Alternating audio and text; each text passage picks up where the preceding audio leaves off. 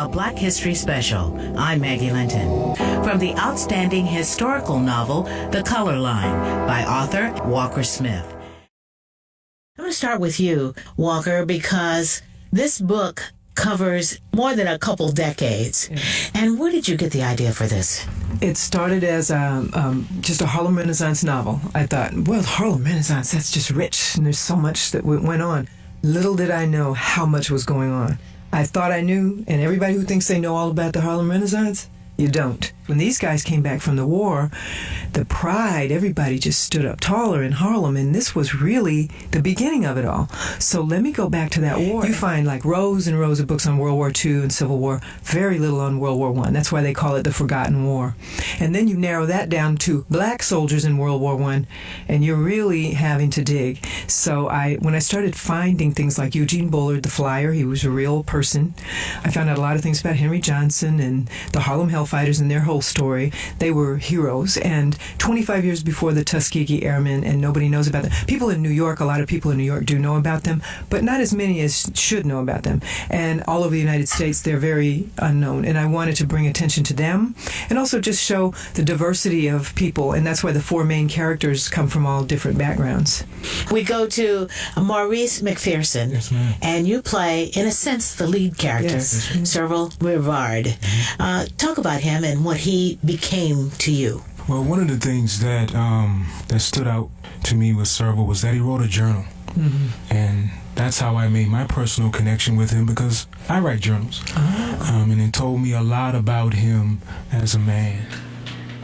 My wife, my heart, my soul. Today was bad, baby. It was the kind of day that just grinds a soldier down. Serval, to me, he's going through this rites of passage, getting out of his father's house, having his issues with his father, and he wants to get out.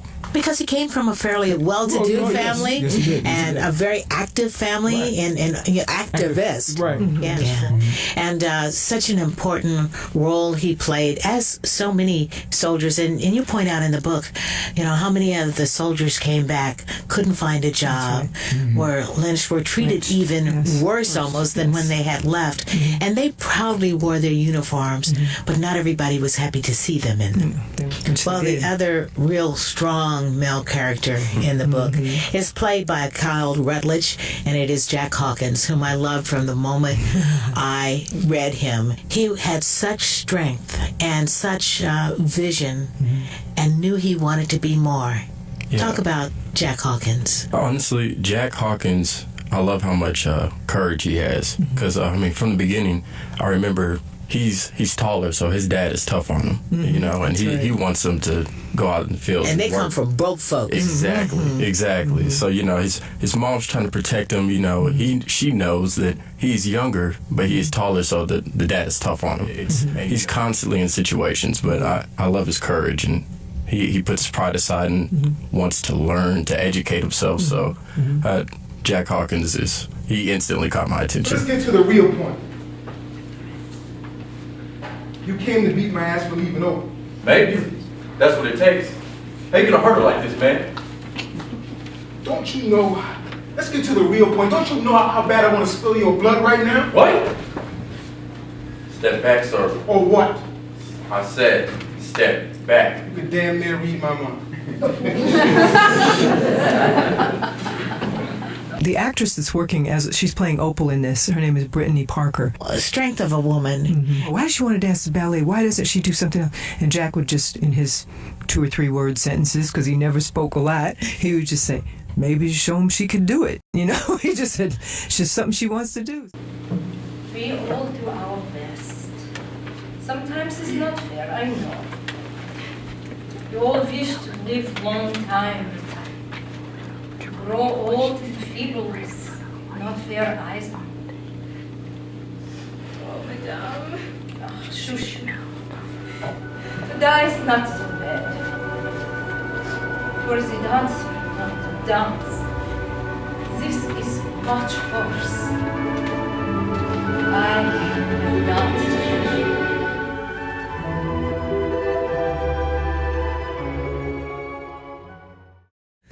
is one person that we just really have to talk about, and that is Creola Dorsey. She had a hot thing for Jack. She did. And he had the hots for her for a minute, but he was in love with Opal. Don't ever say that to me again, please. Hello. Evening, ladies. 10 more, please. There's a lot of underpinnings in here. There's a lot of substructure, but the characters fit nicely over it, and it tells the story, but you don't feel like you're being preached to. You feel like you're just hearing the story of these people. But the history is all in there. Right. It is always darkest before the dawn. Thank God for darkness. Because without it, the moon and the stars would be hidden in the light. And we would miss the birth of the new morning.